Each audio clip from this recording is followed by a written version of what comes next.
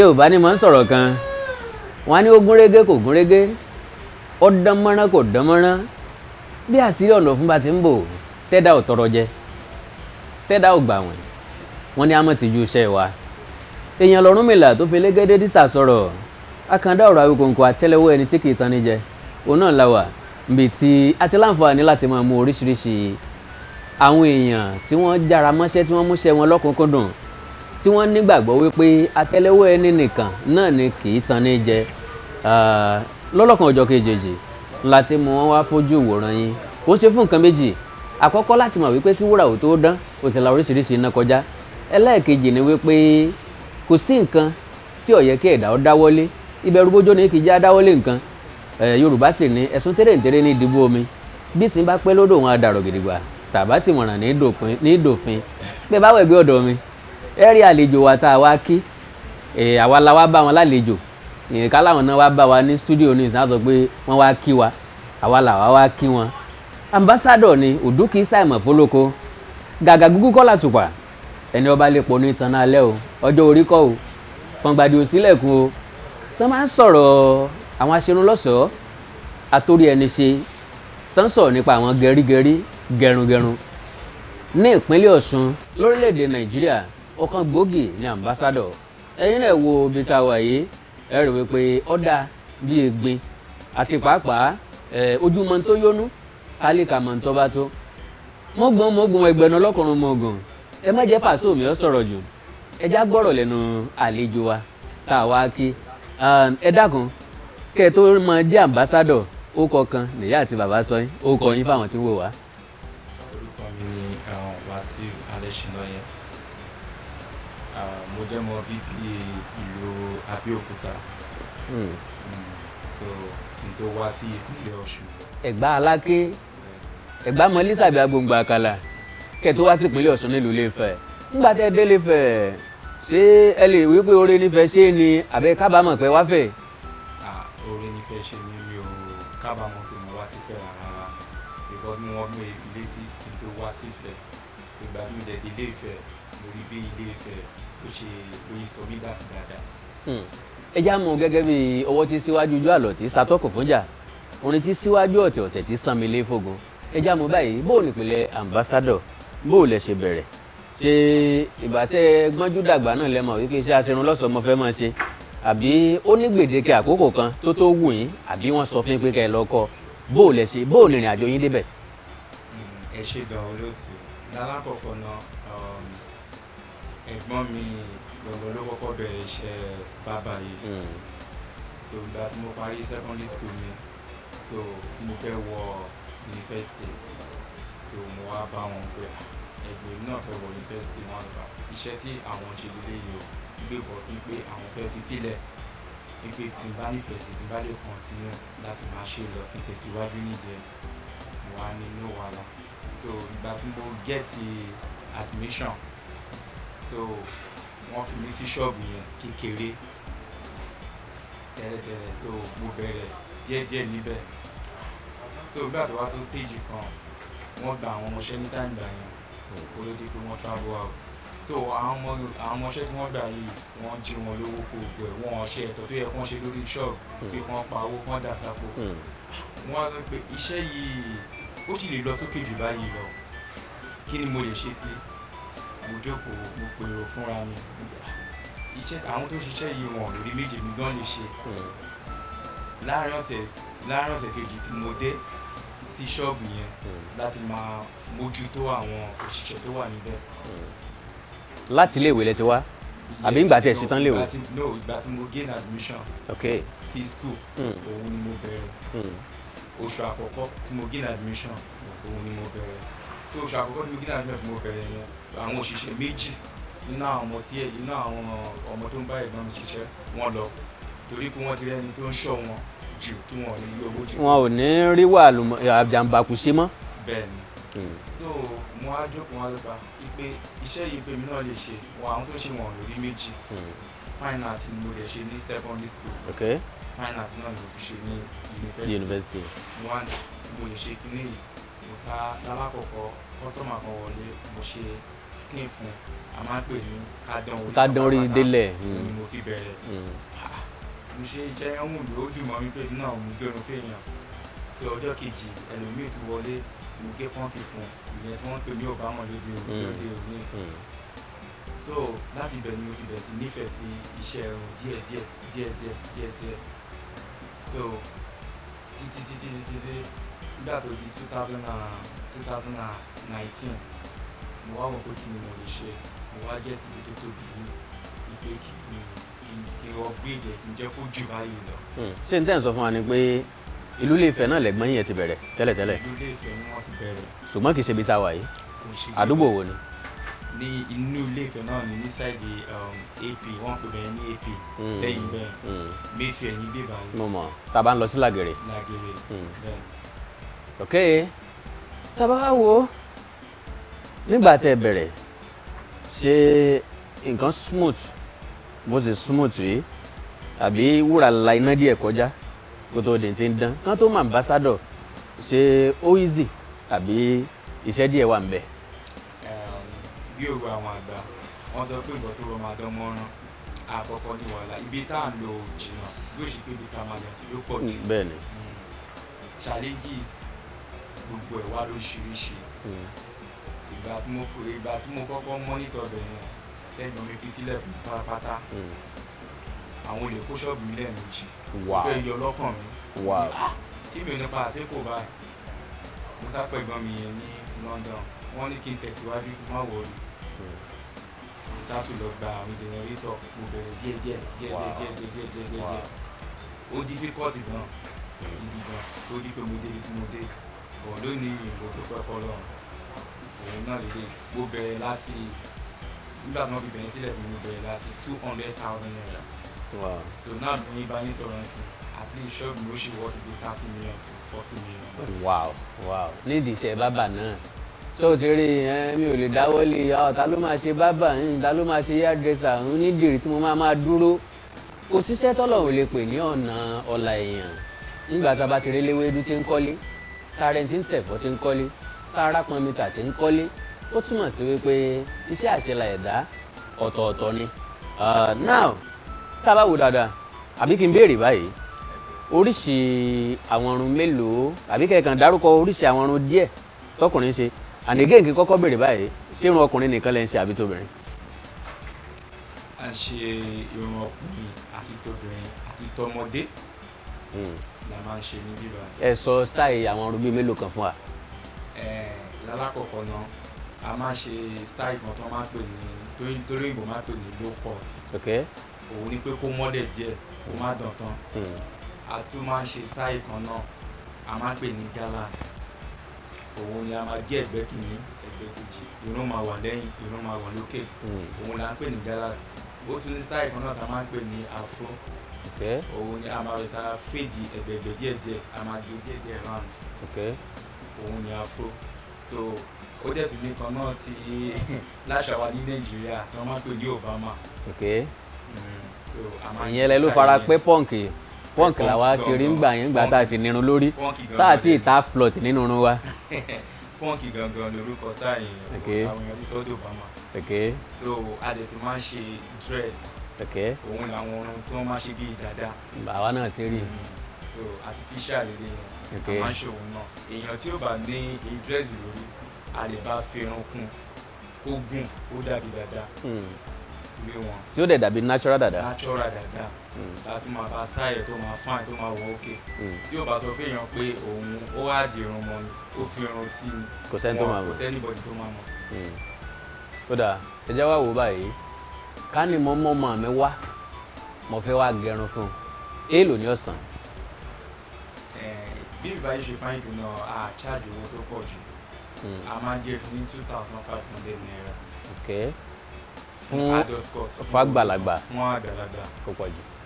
so ọmọ kékeré a máa ń gẹrun ní 1,500. tó pọ̀ jù. standard bí ìbá fún ọmọ kékeré a lè máa gẹrun fún tó máa wọ òkè ó dà gan-an ó máa ṣe fi sínú pósítà gan níbi tá máa design ẹ̀ bí. now ẹ jẹ́ wá béèrè oríṣiríṣi kọ́sítọ́mà lèèyàn máa ń ní àwọn kọ́sọ́kùnmá kan wà tó jẹ́ pé wọ́n máa ń múnú bí yàn ó no mi sọ pé kírun yẹn lọ sílẹ̀ ó mo ní ó yẹ kó wá sókè kò tí yẹ kó lọ sílẹ̀ bẹ́ẹ̀ ṣe ti bá rú wọn pàdé bó lẹ̀ ṣe á ń dùn wọn. Oríṣiríṣi kọ́sítọ́mà la máa ń ní tòótọ́ ẹlòmíì máa wá ó máa bá yín fẹ̀yìn ẹlòmíì dẹ̀ máa wá ìbílẹ̀ ló máa gbé wá ẹlòmíì dẹ̀ máa wá á fẹ́ wo iṣẹ́ ọwọ́ ẹ á fẹ́ wo reaction ẹ pẹ̀lú iṣẹ́ so irú àwọn kọ́sítọ́mà tẹ̀ pé tó ń bá bínú bẹ́ẹ̀ tó ń bá wá tó ń bá bínú ó ní bá ṣe máa ń calm wọn down tá máa ń pètù sí wọn lọ́kàn nígbè kan má bínú sometimes lọ́mọ tó yẹ pé tó bá ń kọ́ṣẹ́ tó yẹ pé ó ti ń improve díẹ̀díẹ̀ òun náà ti mọ̀ díẹ̀díẹ̀ a máa ń tàlà àwọn kọ́sọ́mà kọ̀ọ̀kan tó yẹ pé tán bá fẹ́ ṣe bí low cut tàbí wọ́n bá fẹ́ gé bóyá bí wọ́n máa ń pè ní fàdán a máa ń jẹ́ kí wọ́n attend sí wọn kí wọ́n máa gé díẹ̀díẹ̀ so from there àwọn náà bẹ̀rẹ̀ sí máa build up díẹ̀díẹ̀ so a máa yẹ kán so ìmí ìtọ́ yẹ pé tán bá ń ṣorun fún ó máa bí nínú ipò wọn fẹ́ kọ́ ọmọọṣẹ́ bóun ṣe kínní but láwa tó yẹ pé bí ọ̀gá ta wà níbẹ̀ tó yẹ pé a mọ iṣẹ́ yẹn a máa dúró nítòsí ibẹ̀ so tó bá ti fẹ́ ní ẹ̀rọ tàbátúnṣe kan a máa súnmọ́ bẹ̀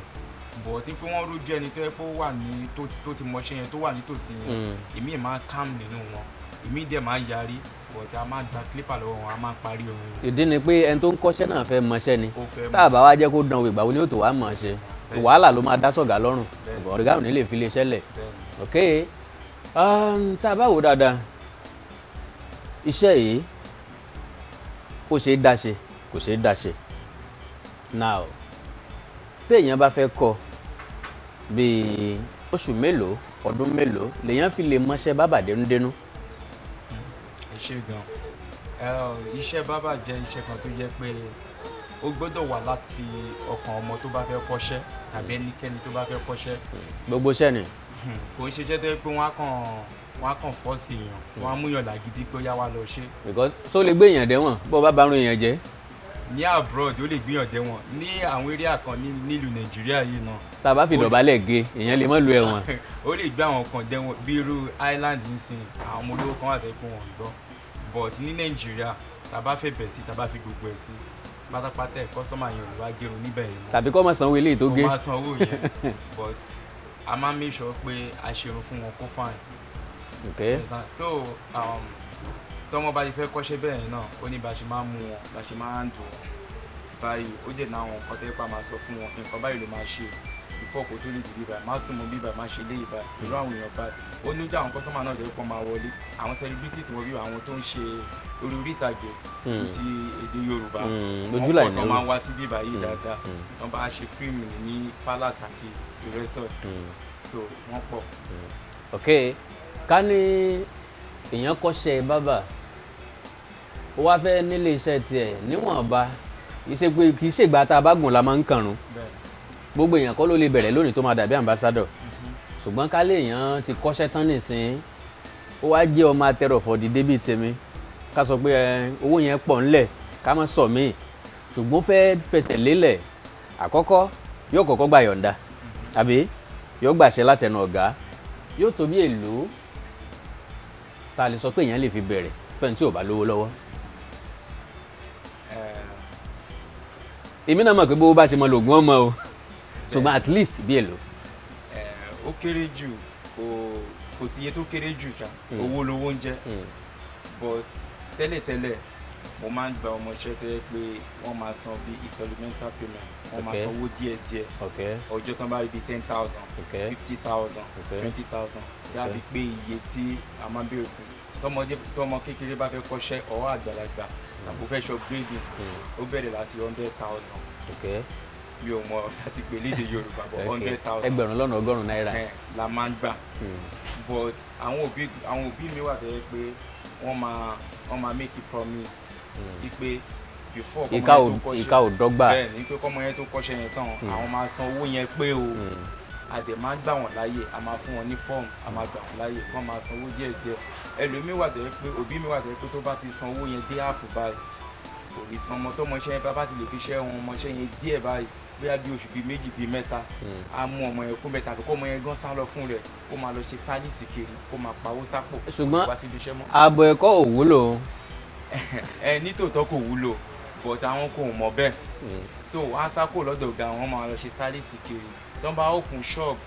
lèmi tún ṣe máa lọ bá wọn pé ta ló fún ẹ ní àyè láti máa ṣiṣẹ́ láti máa dáṣẹ́ ṣe o ò tí ì free lọ́dọ̀ mi o jẹ́ ti lọ open shop o ti ń dáṣẹ́ ṣe àwọn ìyá wọn ṣe máa dọ̀bálẹ̀ wọn máa bẹ̀bẹ̀ ń pé kí n jọ kí n ṣe gbá kí n ṣàwò but before ọkọ ọmọ tó lè kọ́ṣẹ́ nísìn everything dey change ó máa kọ́kọ́ san 100,000 pérépéré kó tó lè máa kọ́ṣẹ́ so within 6 months láàrin oṣù mẹ́fà ọdún kan ó depend tó ẹlòmíì bá yẹ fọkàn sí bí brain ẹ bá ṣe gbé sí bẹ́ẹ̀ tó bá ṣe gbé sí ẹlòmíì lélẹ́yìí wọ́n á fi síbi iṣẹ́ àṣà aládágbére pòǹbò wá síbi iṣẹ́ nílé ọ̀tọ̀ níbi tó máa gbà lọ but tó bá present dáadáa tó wá léraléra fún bí oṣù bíi mẹ́fà ó máa mọṣẹ́ dáadáa. ok ìbéèrè tí ó dàbí ẹni pé ó fẹ́ ṣe bí ẹni tí màá béèrè kan yìí mi ì dẹ̀ fẹ́ kó dàbí àṣírí ìdánwò torí pé Yorùbá ní tágbà fi ń jẹ̀kọ́ abẹ́ ìwé ló wà ẹ bá ń dárúkọ bíi mẹ́ta nínú irinṣẹ́ tí èèyàn fi ń ṣiṣẹ́ bábà mẹ́ta péré. oníkan tí wọ́n máa ń pè ní clipper táwọn olóyìnbó ń pè ní clipper òun ní irinṣẹ́ àkọ́kọ́ tí ẹni tó bá fẹ́ ṣiṣẹ́ gẹrígẹrí táwọn pè ní iṣẹ́ bábà tó gbọ́dọ̀ ní tó bá ti nílé yẹn òun ṣe bábà. ẹlẹ́ẹ̀kejì òun ní abẹ wọ́n máa ń pè ní blade àwọn ohun kan wà tó yẹ pé èèyàn ò gbọ́dọ̀ lo clipper fi ṣèpọ̀ ẹ̀ ó máa fa kòkòrò sí àgbọ̀n ẹ̀. èmi nìsín abẹfẹ́lẹ́ ni mò ń lò. wọ́n máa ń lo abẹ so a dẹ̀ tún ní nǹkan tí wọ́n ń pè ní sterilizer tí olóyìnbó tí àwọn òyìnbó ṣe fún wa so ibẹ̀ la máa fi clipper sí tí n bá gérun fẹ́yàn kan tó bá ní kòkòrò kan lára tó yẹ kó lè tàn mọ́ ẹlòmíì so sterilizer yẹn máa sterilize ó máa pa gbogbo kòkòrò tó wà lẹ́nu clipper yẹn òun la máa fi treat clipper. nfẹ́ ká sọ mi mọ́ ìwọ̀n bá tá a ti dárúkọ ti tó ẹni tó bá fẹ́ kọ́ṣẹ́ aṣerunlọ́ṣọ̀ọ́ àbí agẹrungẹrun iṣẹ́ bábà irú ẹni bẹ́ẹ̀ kọ́ wábi tó ti dáa tí ó ti kọ́ ká lè èèyàn fẹ́ wá gẹrun èèyàn wà nílé Ifẹ̀ tàbí ó wá ṣe nǹkan fẹ̀ ó wá wò ó pé ambassadọ̀ tí Awíkonko sọ́ngbà yẹn mo fẹ́ mọ̀ bẹ́ẹ̀ báwo làpéjúwe bíi. tẹ́ni ẹ bá ń bọ̀ láti Òṣogbo ó máa dúró ní roundabout tí wọ́n ń pè ní Mayfair roundabout. Mayfair roundabout tó bá ń bọ̀ láti Ìbàdàn Mayfair roundabout náà ló ti máa dúró so tó bá dé Mayfair roundabout ṣọ́ọ̀bù wa wà ní nọ́mbà 56 Mayfair shopping complex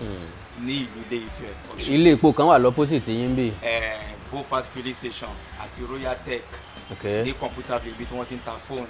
laptop accessories opposite ẹ̀ òun ni iṣẹ́ wa wà. alright lẹ́ẹ̀kan sí ẹ bá ń darúkọ yín. orúkọ mi ni Alẹ́ṣinlọ́yẹ Wàsíù. tí gbogbo èèyàn mọ̀ sí. tí gbogbo èèyàn mọ̀ sí ambassadors bàbá. well kì í dùn kọ́ pọ̀ sógi lóge síbẹ̀ tiẹ̀ nílẹ̀ tòní tọ́mọ́ ọ̀rọ̀ lẹ́tí gbọ́ yìí kápá kìtìmọ́lẹ̀ iṣẹ́ ìṣe nìtọ́jú bí mo yẹ sọ bákan náà ni pé ìgbìyànjú ní satọ́kùn fún olóríire ìwọlé bá látẹ̀tẹ̀rẹ̀ o ìwọ náà dìde lónìí tẹra mọ́ nǹkan kan lónìí mú nǹkan kan ṣe lónìí yóò sì di owó yóò dọ́là fún ọ gẹ́gẹ́ bí mo ti máa ń sọ ọ̀nà àbújá kan ò sí lọ́rùn ọ̀pẹ̀ tẹ́dà fi lè lówó either you sell products or you render service kò jù bá náà lọ eléyìí tó bá kù lẹ́yìn kó jagbà kọ́wọ́ dẹ̀ bá ọ kó lọ ẹ̀wọ̀n lẹ́yìn kó jalè kọ́wọ́ sì bá ọ kó lọ ẹ̀wọ̀n lẹ́yìn kó ṣe nǹkan tí ò yẹ kó ṣe kọ́wọ́ ìjọba ó tó ọ kò jù bá náà lọ kò ní jù báyìí lọ lórí àtẹ́lẹwọ́ ẹni fún ti sáà yìí á tún padà pàdé títí ìgbà míì tá a pàdé ẹ má ṣe tí wọn ò ní ṣe ẹ má jà ẹ má fàjàngbọ̀n ẹ má bá wọn dà lúrú àtẹ́lẹwọ́ ẹni n kì í tan ní jẹ ó dàbọ̀ o.